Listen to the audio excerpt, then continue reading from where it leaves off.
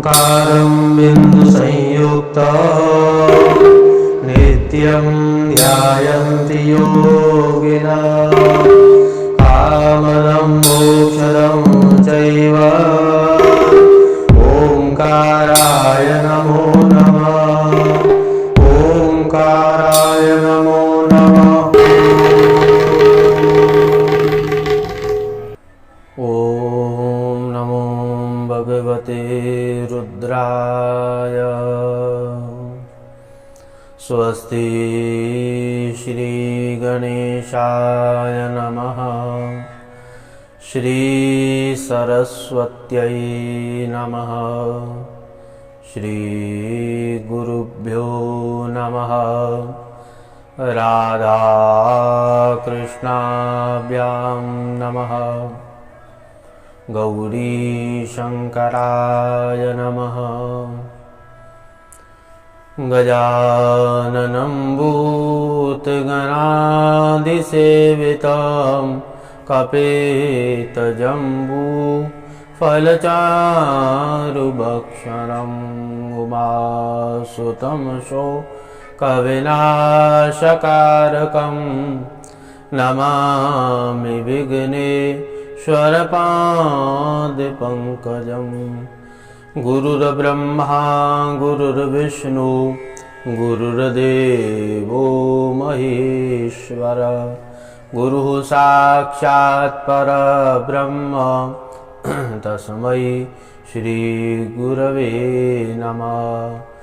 श्रुतिस्मृतिपुराणानाम् आलयं करुणालयं नमामि भगवत्पाद शंकरं लोकशंकरं।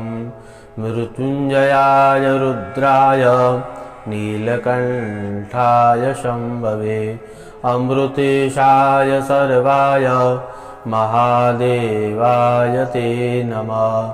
सदाशिवसमारम्भां शंकराचार्यमध्यमाम् अस्मदाचार्यपर्यन्तां वन्दे गुरुपरम्पराम्।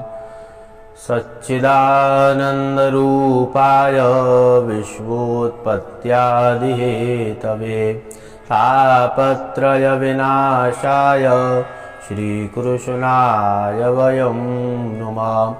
अतुलितबलधामं हेमशैलाभदेहं धनुजवनकृशानं ज्ञानिनामग्रगण्यं सकलगुणनिधानं वानराणामधीशं रघुपतिप्रियभक्तं वातजातं नमामि। अचतुर्वदनो ब्रह्मा द्विबाहुर्परो हरि अबाललोचन शम्भुर्भगवान् बादरायण। बोली श्री गौरी शंकर भगवान की जय। सद्गुरुदेव भगवान की जय। हनुमान जी महाराज की जय।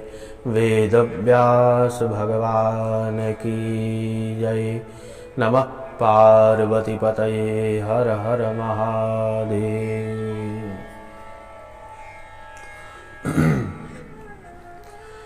हर हर महादेव शंभो काशी विश्वनाथ गंगे।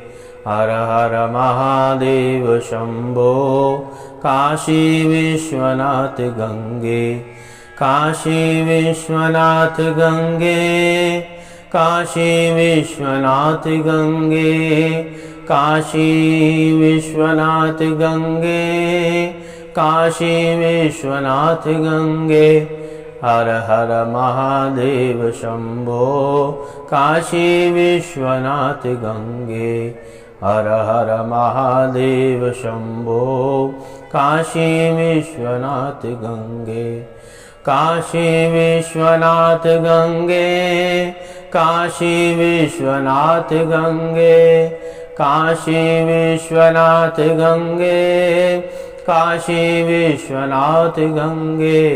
हर हर महादेव शंभो काशी विश्वनाथ गंगे। काशी विश्वनाथ गंगे। काशी विश्वनाथ गंगे। शिव शरणम शिव शरणम शिव शरणम। सूत उवाच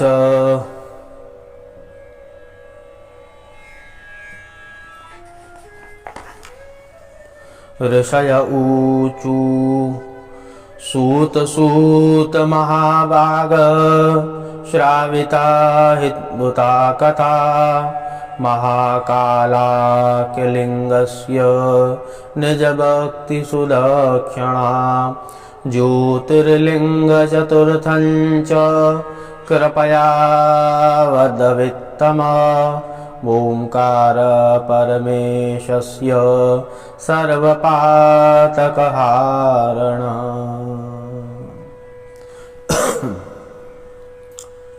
हर हर महादेव हर हर महादेव हर हर महादेव। अकारण करुणावरणालय कल्पतरु पर ब्रह्म सच्चिदानंदगण। उनकी असीम महती कृपा से ये पूरी सृष्टि चलायमान हो रही है। पूर्व के संदर्भ में महाकालेश्वर ज्योतिर्लिंग की महिमा और उत्पत्ति का रहस्य का कथा हो गया। अब ऋषि कह रहे हैं कि हे सूत जी, आप श्रद्धावान हैं, विद्वान हैं। अब हमें ज्योतिर्लिंग चतुर्थंच ओंकार परमेशस्य, हमें अब ज्योतिर्लिंग की कथा सुनाइए। ओंकारेश्वर ज्योतिर्लिंग। सूत जी कह रहे हैं, सूत उवाच ओंकार परमेशाख्यं लिंगमासीदता ध्वजा तथा वक्ष्यामि वः प्रीत्या श्रूयतां परमर्शना। हे ऋषियों, हे ध्वजो, आप जो कह रहे हैं ज्योतिर्लिंग के लिए, अब हम ओंकारेश्वर ज्योतिर्लिंग की कथा हम आपको सुना रहे हैं। देखिए, मंगलमय स्वरूप भगवान शंकर वृषभ ध्वज सभी भक्तों की मनोकामनाओं को पूर्ण करते हैं। आप जो श्रवण कर रहे हैं 12 ज्योतिर्लिंग, उनमें से चतुर्थ ओंकारेश्वर ज्योतिर्लिंग की महिमा सुनेंगे। इस 12 ज्योतिर्लिंगों के और भी बहुत सारे ज्योतिर्लिंग हैं इस भूमंडल पर, बहुत सारे उपलिंग हैं। 12 ज्योतिर्लिंग हैं और नारायण उपलिंग भी हैं। बहुत शिव पुराण में वर्णन है उनका। काशी विश्वनाथ महादेव जी का जब लिंग ज्योतिर्लिंग की कथा आएगी तो आप वहां पर देखिए कितने सारे लिंग हैं वहां पर, उपलिंग। तो महादेव कृपालु दयालु हैं और शीघ्र प्रसन्न हो जाते हैं भक्तों की श्रद्धा से, भावना से, विश्वास से। जीवन में आप याद करिए, आप जब भी भक्ति करते हो तो उनमें श्रद्धा प्रधान है, समर्पण प्रधान है और विश्वासो फलदायक। पूर्ण रूप से विश्वास होना चाहिए। देखिए, माँ जशोदा, भगवान श्री कृष्ण जन्मदात्री तो देवकी माँ है, परंतु देखिए सौभाग्य यशोदा जी को मिला है। लालन पालन का।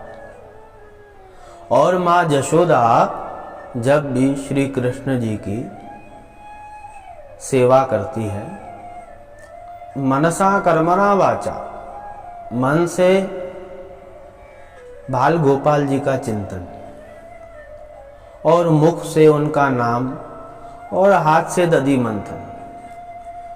इसलिए जब भी आप, विश्वास पूर्ण रूप से होना चाहिए, श्रद्धा पूर्ण रूप से, समर्पण बहुत ही पूर्ण रूप से, तब ही जाकर फल मिलता है।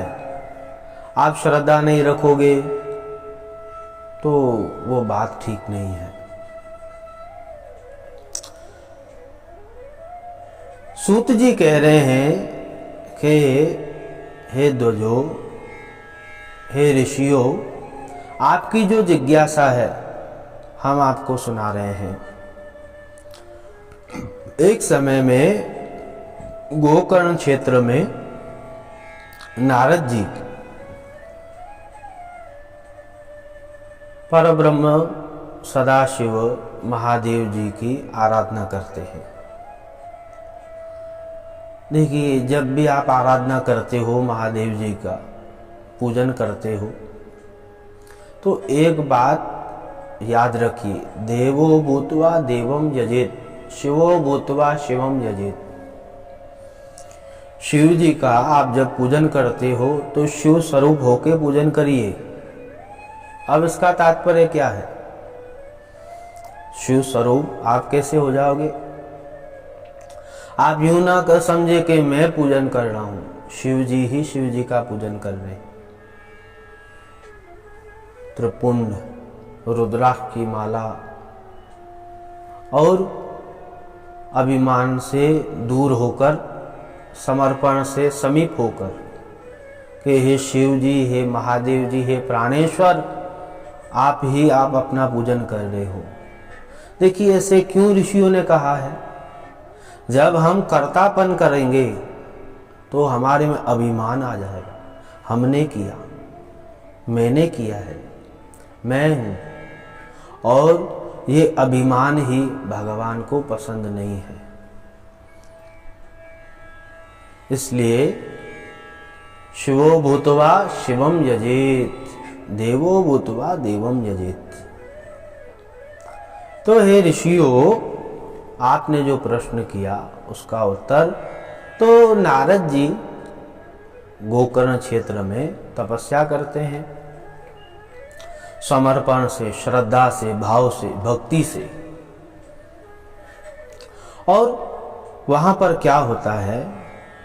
विंध्य उवाच किम न्यूनम च तया दृष्टम मयि निश्वास कारणम तच्छ्रुत्वा नारदो वाक्य मब्रवीत् स महामुनि।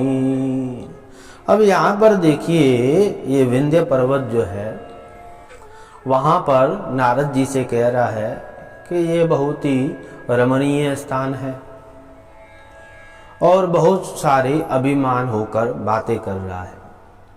भक्त को और अभिमान पसंद नहीं होता है। भक्त को, भगवान को तो पसंद ही नहीं है, भक्त को भी पसंद नहीं होता है। कौन से भक्त को पसंद नहीं होता है? जो भक्त पूर्ण रूप से समर्पण होता है, जिनके श्वास प्रति श्वास में केवल भगवान ही रमण करते हैं और कोई भी नहीं। बहुत सारे ऐसे उपाख्यान हैं महाराज, जिस आप भक्त को देखते हो यूं समझते हो कि ये आराधना नहीं करता है, परंतु वास्तविकता उनके हृदय में तो भगवान ही बसे रहते हैं। बहुत ऐसे सारे हैं भक्त जो दिखावा नहीं करते हैं और वो सच्ची भक्ति है। दिखावे वाली भक्ति तो क्या, कुछ नहीं होता है उससे। अब महाराज, एक आप कंबल दान करोगे और 100 लोग उसको आपस में रुक कर एक कंबल को फोटो खिंचवा के और डाल दोगे मीडिया में, तो ये क्या भक्ति है? क्या ये भक्ति नहीं है, ये अपना प्रचार है। तो नारद मुनि तो श्रद्धा से, समर्पण से आराधना कर रहे हैं। यहाँ विंध्य जो है अभिमान से बात कर रहा है। नारद जी ने कहा कि हे विंध्य पर्वत, आप तो बड़े हो परंतु सुमेरु से नहीं। सुमेरु पर्वत जो है वो बहुत बड़े हैं और वहाँ पर समर्पण भी है, उनमें समर्पण भी है और वहाँ पर देवताओं का हिस्सा भी है, वहाँ देवता भी हैं। तो ये बात जो है ना मन में लग गई उनको, विंध्य पर्वत को। इन्होंने मन में विचार किया, जो सर्वेश्वर हैं, सबके ईश्वर हैं, अब मैं उनकी आराधना करूंगा।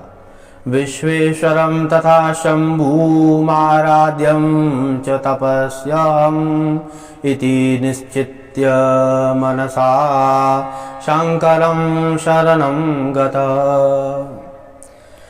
महापुरुष जो कहते हैं ना, वो परोपकार के लिए कहते हैं, इस बात पर ध्यान रखिए आप।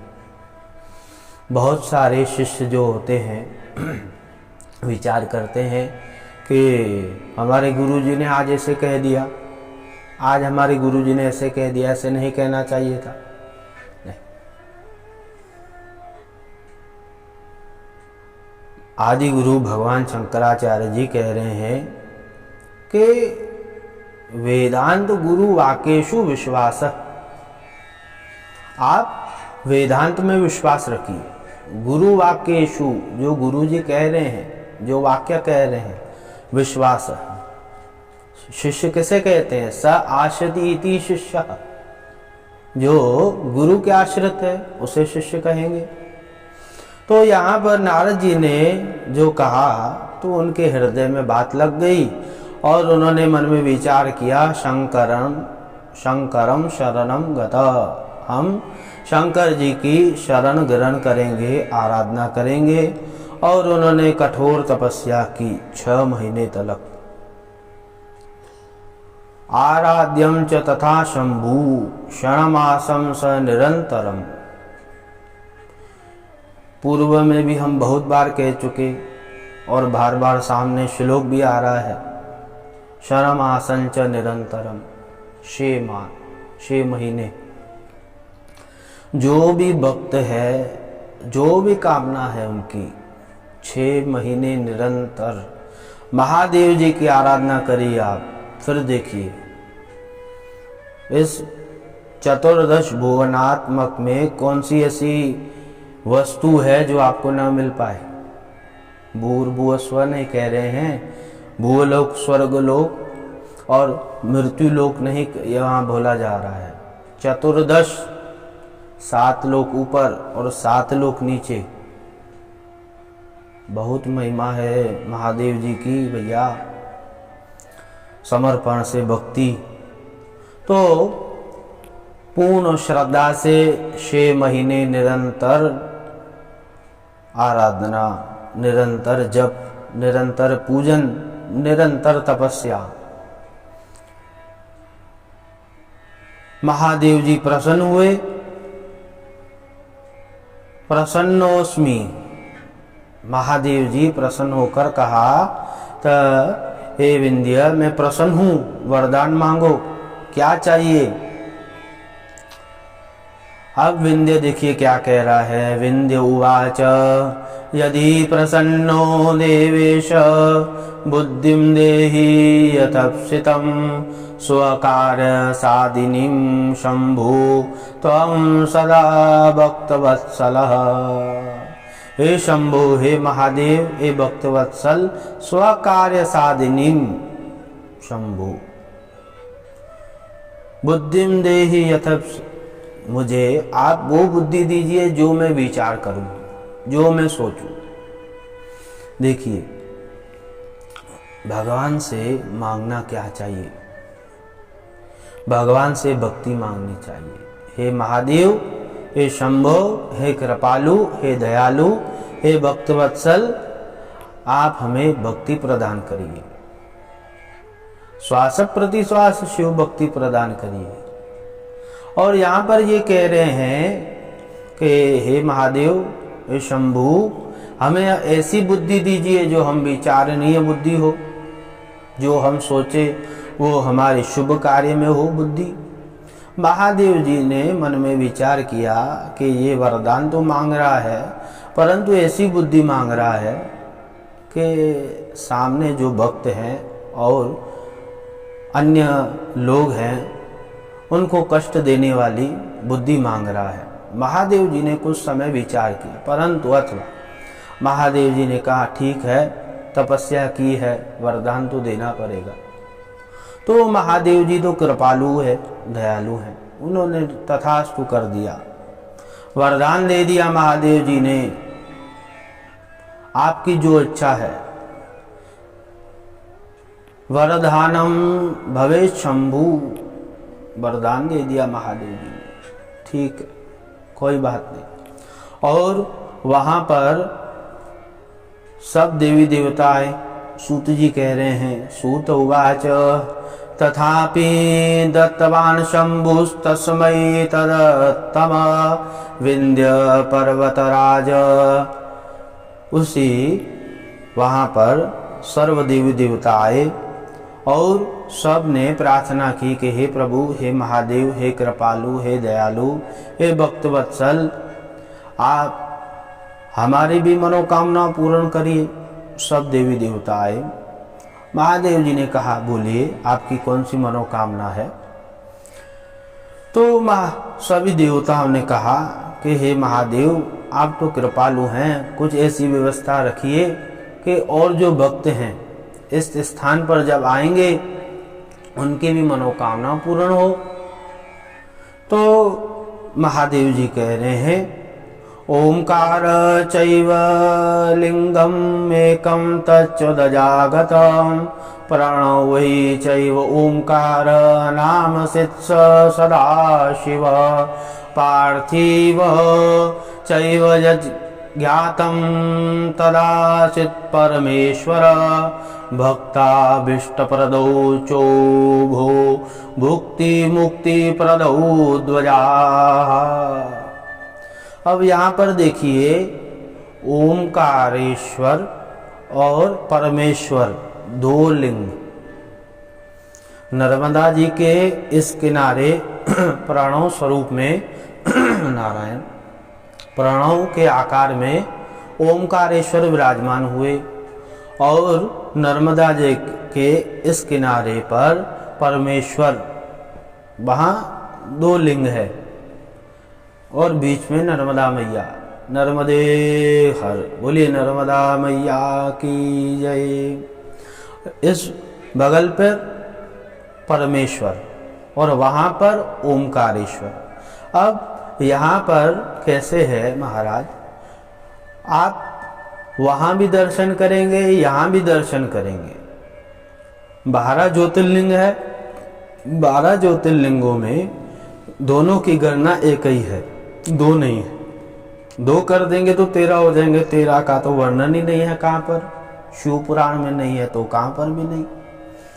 तो इसलिए दोनों ज्योतिर्लिंग जो है दो विभागों में, वहाँ प्रणव के यहाँ पर ओमकारेश्वर और यहाँ पार्थिवी के यहाँ पर परमेश्वर एक ही है, दर्शन दोनों का करना है। तो सब देवी देवता प्रसन्न हुए और महादेव जी ने कहा कि ये एवं पूजय शंभु मातृगर्भं वसन्नहि यदभीष्टं फलं तच्च प्राप्नुयान्नात्र संशय। जो भी वृषभ ध्वज की ऐसी पूजन करेगा, ऐसा पूजन करेगा श्रद्धा भाव से, मातृगर्भम वसे नहीं, वो माँ के गर्भ में कभी भी वास नहीं करेगा। इसलिए आप पूजन करते हो श्रद्धा भाव से करिए। और वहाँ पर नर्मदा मैया है और नर्मदा में तो हर एक कंकर में ही हमारे शंकर हैं। बहुत बड़ी महिमा है नर्मदा मैया जी की। तो नर्मदा मैया में स्नान करना चाहिए और स्नान करने के बाद दोनों लिंगों का दर्शन करना चाहिए। दोनों ज्योतिर्लिंग है, दोनों का दर्शन करना चाहिए। और ओमकारेश्वर में चने की दाल चढ़ती है, वहाँ पर महिमा है उनकी, वहाँ पर वो अर्पण करना चाहिए। और सायं काल में जो आरती दर्शन होता है वो विशेष होता है। और शयन तो अद्भुत प्रसंग श्री शिव महापुराणे चतुर्थ्यां कोटिरुद्र संहितायाम ओंकारेश्वर ज्योतिर्लिंग महात्म्य वर्णनानाम नामो अष्टोदश अध्याय। सदाशिवार्पणमस्तु। आज की कथा महादेव जी के श्री चरणों में आइए। हर हर महादेव शंभो काशी विश्वनाथ गंगे। हर हर महादेव शंभो काशी विश्वनाथ गंगे। काशी विश्वनाथ गंगे, काशी विश्वनाथ गंगे, काशी विश्वनाथ गंगे, काशी विश्वनाथ गंगे। हर हर महादेव शंभो काशी विश्वनाथ गंगे। काशी विश्वनाथ गंगे, काशी विश्वनाथ गंगे। बोलिए श्री गौरी शंकर भगवान की जय।